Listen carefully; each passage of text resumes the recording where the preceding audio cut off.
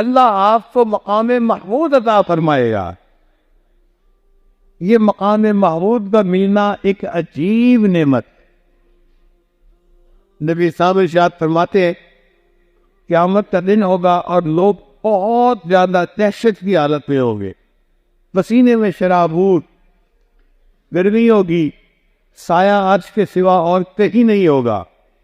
اور جہنم کے اندر ابال آئے گا اور انگارے آسمان کی طرف اچھلیں گے، اور جب وہ آسمان کی طرف جائیں گے اور نیچے گریں گے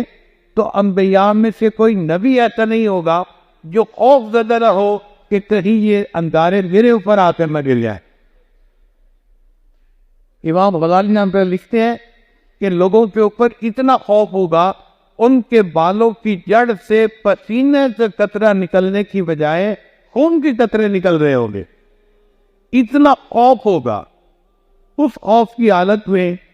سب انبیاء نبی اسلام کے پاس آئیں گے اور کہیں گے کہ آپ اللہ کے محبوب ہیں، آپ اللہ سے سفارش کیجئے کہ اللہ تعالیٰ اپنی مخلوق کا حساب لے لے اور اس پریشانی سے اور اس تنگی سے ہمیں نجات ہو جائے، ہم سے یہ گرمی برداشت نہیں ہو رہی۔ تو نبی علیہ السلام کو اللہ مقام محمود عطا فرمائے گا۔ اللہ کے محبوب صلی اللہ علیہ وسلم وہاں جائیں گے، ارشاد فرماتے ہیں میں وہاں جا کر سجدہ کروں گا، اور میں سجدے میں اللہ کے سامنے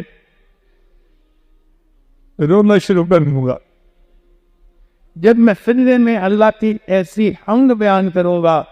نہ اس سے پہلے کسی نے ایسی حمد بیان کی، نہ اس کے بعد کوئی ایسی حمد بیان کر سکے گا، ایسی اللہ کی تعریفیں کروں گا اور رونا شروع کر دوں گا۔ اللہ فرمائیں گے اے میرے محبوب ارفع رأسک، اپنا سر اٹھائیے، سل تعطیٰ، آپ جو مانگیں گے میں آپ کو عطا کروں گا۔ تو نبی علیہ السلام فرماتے ہیں پھر میں اپنا سر اٹھاؤں گا اور میں عرض کروں گا اے اللہ آپ کے بندے اس وقت بہت مشکل حالات میں ہے، آپ ان کا حساب لیجیے تاکہ یہ اس گرمی سے نجات پائیں اور ان کو آپ جنت کی جگہ عطا فرمائیں۔ اللہ فرمائیں گے اچھا میرے محبوب حساب کے لیے کسی کو پیش کیجیے۔ علماء نے کتابوں میں لکھا ہے کہ نبی علیہ السلام حضرت صدیق لازوں کو کہیں گے ابو بکر آگے بڑھو اور اپنی زندگی کا حساب پیش کرو۔ ابو بکر صدیق لازوں پہلے عرض کریں گے اے اللہ کے نبی صلی اللہ علیہ وسلم میں تو مسلمان بڑی عمر میں جا کر ہوا، بہتر یہ ہوتا کہ آپ کسی ایسے بندے کو پیش کرتے جو بچپن سے مسلمان ہوا اور پوری زندگی اس نے اسلام میں گزاری۔ نبی اسلام پھر فرمائیں گے نہیں ابو بکر تم ہی آگے بڑھو۔ جب نبی اسلام حکم فرمائیں گے تو ابو بکر صدیق لانو آگے بڑھیں گے اور ان پر بھی اللہ تعالیٰ کا خوف طاری ہوگا، اللہ کے جلال کی کیفیت ہوگی، اور وہ بھی نبی اسلام کی اتباع میں سجدے میں جا گریں گے اور رونا شروع کر دیں گے۔ جب صدیق لانو رو رہے ہوں گے تو اللہ فرمائیں گے ابو بکر تو میرے محبوب کا یار غار ہے، اور تو نے تو میرے محبوب پر اتنے احسانات کیے کہ میرے محبوب نے فرمایا میں نے دنیا میں سب کے احسانات کے بدلے دے دیے، ابو بکر تیرے احسان کا بدلہ قیامت کے دن اللہ دے گا۔ تو ایسی زندگی گزار کے آیا ہے، چل میں نے تیرے سب گناہوں کو معاف کیا اور بلا حساب تجھے جنت عطا فرما دی۔ جب صدیق اکبر اس حساب سے نکل کر جنت کی تفتیش سے جائیں گے تو نبی کام عمر لانوں کو یہی حکم دیں گے۔ عمر لانوں بھی ابتدار میں یہی الفاظ کہیں گے اے اللہ کے نبی صلی اللہ علیہ وسلم میں تو عمر کے بڑے حصے میں جا کر مسلمان ہوا، آپ کسی ایسے بندے کو پیش کریں جو بچپن سے مسلمان ہو اور پوری زندگی اس نے اسلام میں گزاری ہو۔ مگر نبی علیہ السلام فرمائیں گے نہیں عمر تم اپنا حساب پیش کرو۔ تو حضرت عمر لازم بھی آگے بڑھیں گے اور وہ بھی رونا شروع کر دیں گے۔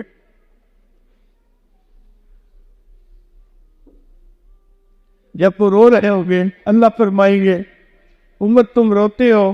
تم نے تو ایسی زندگی گزاری کہ تم میرے محبوب کی مراد تھے، مراد مصطفیٰ تھے، اور تمہاری وجہ سے اسلام کو شان و شوکت ملی اور اسلام کو تم نے دنیا کے اندر مضبوط کر دیا، جما دیا۔ تمہاری ایسی زندگی کو دیکھ کے میں اتنا خوش ہوں کہ چلو تمہیں میں نے بلا حساب جنت عطا فرمائے۔ پھر نبی علیہ السلام حضرت عثمان غنی لانو کو حکم فرمائیں گے، حضرت عثمان غنی لانو رونا شروع کر دیں گے کہ میں کیسے حساب اللہ کے سامنے پیش کروں۔ جب عثمان غنی لانو روئیں گے تو اللہ تعالیٰ فرمائیں گے، عثمان تو نے ایسی زندگی گزاری کہ ایک مرتبہ عید کا دن تھا، اب میرے محبوب صلی اللہ علیہ وسلم عید کی نماز پڑھنے کے لیے جا رہے تھے تو عائشہ صدیقہ رضی اللہ تعالیٰ عنہا نے کہا کہ اے اللہ کے حبیب صلی اللہ علیہ وسلم عید کا دن ہے،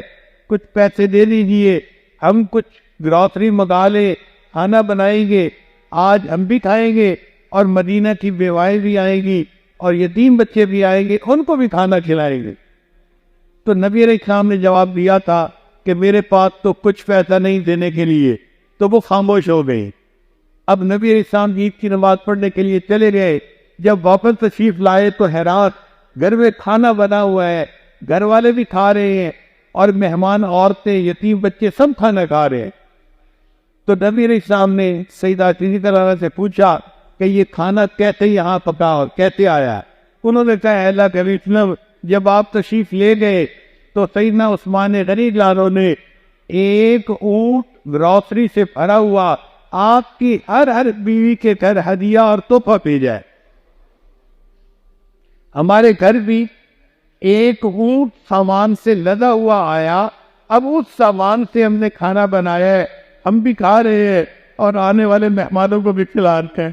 نبی علیہ السلام کا دل اتنا خوش ہوا کہ نبی علیہ السلام نے دعا دی، یا رحمان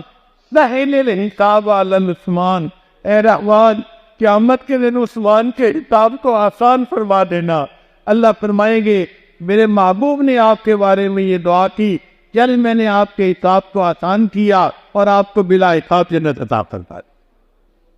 پھر سیدنا علی لانو اللہ کے سامنے پیش ہوں گے اور اللہ تعالیٰ ان کے نام مال کو دیکھ کے اتنے خوش ہوں گے، کتابوں میں لکھا ہے اللہ کا جلال اللہ کے جمال میں بدل جائے گا اور اللہ باقی ساری مخلوق کا حساب جلال کے ساتھ جمال کے ساتھ لیں گے، خوشی کے ساتھ لیں گے، نرمی کے ساتھ لیں گے۔ اور اللہ تعالیٰ اتنے خوش ہوں گے کہ نبی علیہ السلام کی امت کے بڑے بڑے گناہ گاروں کی بھی بخشش فرما دیں گے۔ حدیث پاک میں آتا ہے اللہ تعالیٰ نبی علیہ السلام کی ایک امتی کو بلائیں گے اور اس کے گرد رحمت کی چادر کا پردہ ڈال دیں گے، پھر اس کو گنوائیں گے، تو نے یہ گناہ کیا، وہ تسلیم کرے گا، تو نے یہ گناہ کیا، تو نے یہ گناہ کیا، یہ ساری زندگی کے گناہ گنوائیں گے، حتیٰ کہ اس بندے کو